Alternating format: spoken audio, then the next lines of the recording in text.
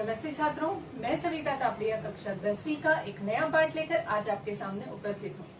छात्रों, आज हम एक प्रेम कथा पढ़ने जा रहे हैं। क्या आप जानते हैं कि लिटिल अंडमान और कार निकोबार ये पहले दो न होकर एक ही द्वीप समूह हुआ करता था। यह प्रेम कथा उसी समय की है। कहा जाता है कि इसी प्रेम कथा से जुड़े हुए कुछ धागे हैं जिनकी वजह से कार निकोबार और लिटिल अंडमान ये दो द्वीप समूह अलग अलग हो गए थे। वहां पर उस समय एक गांव हुआ करता था जिसका नाम था पासा। पासा गांव में एक शक्तिशाली युवक रहा करता था जिसका नाम था ततारा। ततारा न केवल शक्तिशाली था बल्कि स्वभाव से बहुत ही सरल, मधुर, प्रेमल, बहुत ही लोकप्रिय स्वभाव का वह इंसान था। आसपास के सभी लोगों की मदद करना वो अपना कर्तव्य समझता था। आसपास के लोगों की मदद करता था, इसलिए आसपास के लोग भी उससे बहुत ज्यादा प्यार किया करते थे। जो ततारा था उसके पास एक लकड़ी की तलवार हुआ करती थी। लोग कहते थे कि इस लकड़ी की तलवार में दैवीय शक्ति है। इस दैवीय शक्ति की वजह से ही ततारा में इतनी सारी शक्तियां विद्यमान हैं कि वह कठिन से कठिन कार्य को भी बहुत आसानी से कर जाता है। पासा गांव के पास ही एक छोटा सा और गांव था जिसका नाम था लपाती। और हमारी इस कहानी की नायिका वामीरो उसी लपाती गांव में रहने वाली एक नवयुवती थी। अत्यंत ही खूबसूरत, मधुर, मृदुभाषी और बहुत ही प्यारी लड़की थी। वह बहुत मीठा गाती थी।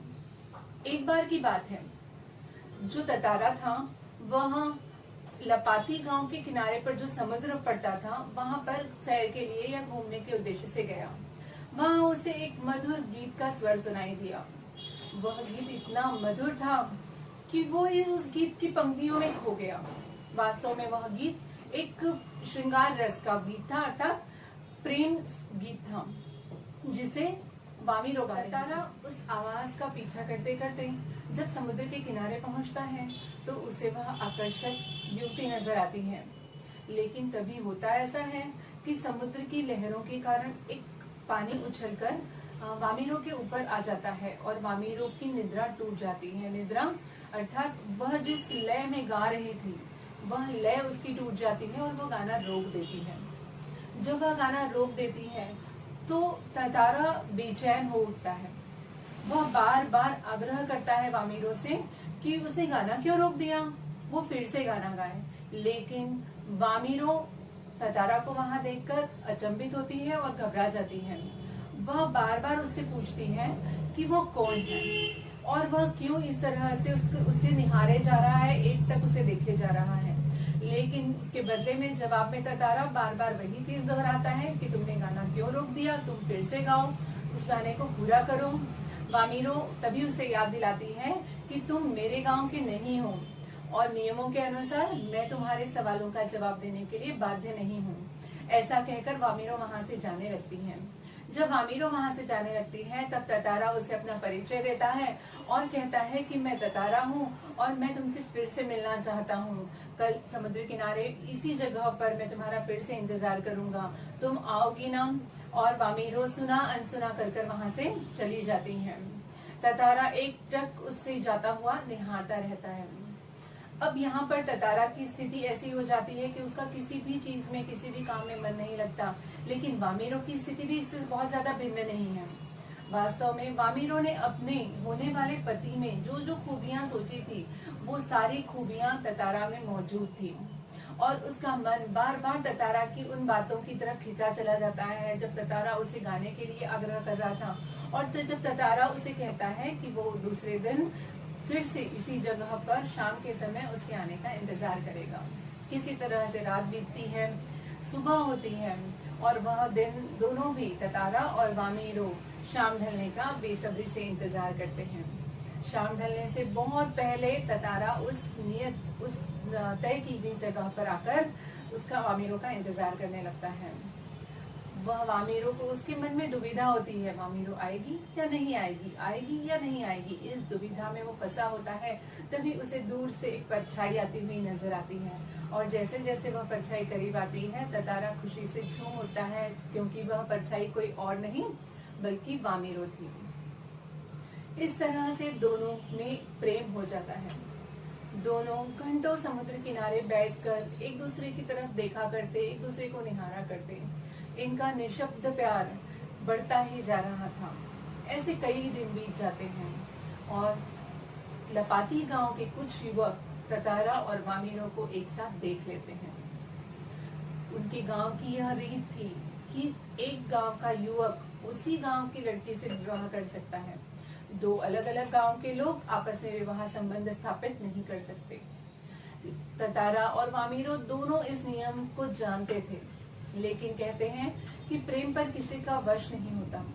इसी के कारण शायद ततारा और वामीरो इस नियम को जानते हुए भी एक दूसरे के साथ प्रेम बंधन में बंध गए थे। लेकिन जैसे कहा जाता है कि इश्क और मुश्क छुपाए नहीं छुपता, तो ततारा और वामीरो का इश्क भी कहाँ छुपने वाला था।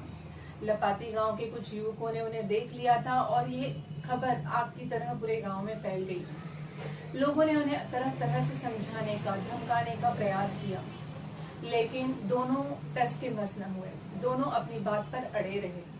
दोनों ये जानते थे कि वो विवाह संबंध स्थापित नहीं कर सकते, यह गांव के नियमों के विरुद्ध है, लेकिन फिर भी दोनों भी एक दूसरे को छोड़ने, एक दूसरे का त्याग करने के लिए तैयार नहीं थे। इसी दौरान पासा गांव में एक पशु पर्व का आयोजन होता है।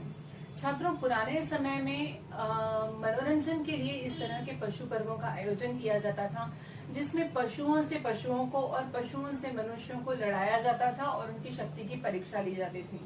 वहाँ पर गाने बजाने के कार्यक्रम भी होते थे, खाना पीना होता था और उस बहाने आसपास के सभी गांव के लोग एक जगह पर जमा होकर आपस में विचार विमर्श किया करते थे। तो पासा गांव में पशु पर्व का आयोजन हुआ और ततारा जानता था कि यहाँ पर वामीरो भी जरूर आएगी, और ऐसा ही होता है। ततारा का उस आयोजन में बिल्कुल भी मन नहीं लग रहा था। उसकी निगाहें तो केवल वामीरो को तलाश कर रही थी। उसकी नजर वामीरो पर पड़ी, लेकिन उसने क्या देखा कि वामीरो बुरी तरह से रो रही है। वामीरो को रोता हुआ देखकर ततारा अपने आप पर काबू न रख सका। वो बार बार आग्रह करने लगा कि वामीरो ना रोए, वामीरो चुप हो जाए, और वह जानना चाहता था कि वामीरो क्यों रो रही है। वामीरो और ततारा की प्रेम की बात सभी को पता थी, और वामीरो की माँ ने ततारा और वामीरो को एक साथ वहां देख लिया और उन्होंने ततारा को बहुत भला बुरा कहना शुरू कर दिया। ततारा इस गांव की रूढ़ी से बहुत ज्यादा क्षुब्ध था, दुखी था, और उसे वामीरो के रोने के कारण क्रोध आ रहा था। क्यों? क्योंकि लोग उसे रुलाए जा रहे थे। लोगों ने ततारा को बहुत भला बुरा कहा। वामीरो की माता ने ततारा को बहुत भला बुरा किया, उसका बहुत अपमान किया। लेकिन ततारा का पूरा ध्यान वामीरो की रोने की तरफ था। वह चाहता था कि किसी भी तरह से वामीरो रोना बंद कर दे और वह शांत हो जाए। लेकिन वामीरो थी कि रोए चली जा रही थी। ततारा अपने क्रोध पर काबू न पा सका और उसने अपनी लकड़ी की तलवार को खींच लिया। लकड़ी की तलवार को उसने जमीन में गोप दिया और उसे दूर तक खींचता हुआ लेता चला गया। क्या दृश्य दिखता है कि जहां से उसने अपनी तलवार को जमीन में गोपा था, वहां से जमीन दो टुकड़ों में विभक्त हो गई। एक तरफ वामीरो रह गई और दूसरे किनारे पर ततारा रह गया। जिस द्वीप पर ततारा था, वह जो जमीन का टुकड़ा था वह समुद्र में धंसने लगा। वामीरो लगातार ततारा ततारा ततारा चिल्ला रही थी और दूसरी तरफ ततारा केवल वामीरो के नाम की रट लगाए हुए था। लेकिन क्योंकि जमीन दो टुकड़ों में विभक्त हो गई थी, जमीन का दूसरा टुकड़ा जो था वो समुद्र में धंसने लगा और धीरे धीरे वह धंसता हुआ आंखों से ओझल हो गया। कोई नहीं जानता कि ततारा का उसके बाद क्या हुआ। वामीरो भी पागल जैसी हो गई। उसने अपना घर परिवार सब कुछ छोड़ दिया। पागलों की तरह वह ततारा को ढूंढती हुई इधर उधर भटकती रही, लेकिन वह ततारा को कभी न पा सकी। लोगों ने बहुत तलाश किया कि वामीरो का पता चल जाए, लेकिन कुछ समय बाद वामीरो का भी कोई पता न चला।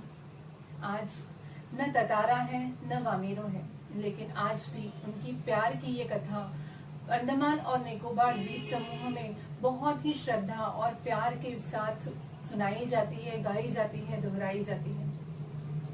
छात्रों, उनके त्याग ने उस जो पुराना रीति रिवाज थी उसको बदल के रख दिया।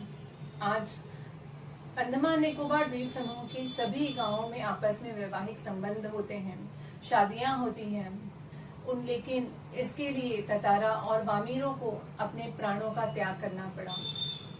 अगर आप समाज के रीति रिवाजों में कोई बदलाव चाहते हैं तो समाज उसके लिए त्याग की मांग करता है, और यह त्याग ततारा और वामीरो नाम के प्रेमी युगल ने दी, जिसके परिणाम स्वरूप संसार में उनका नाम अमर हो गया।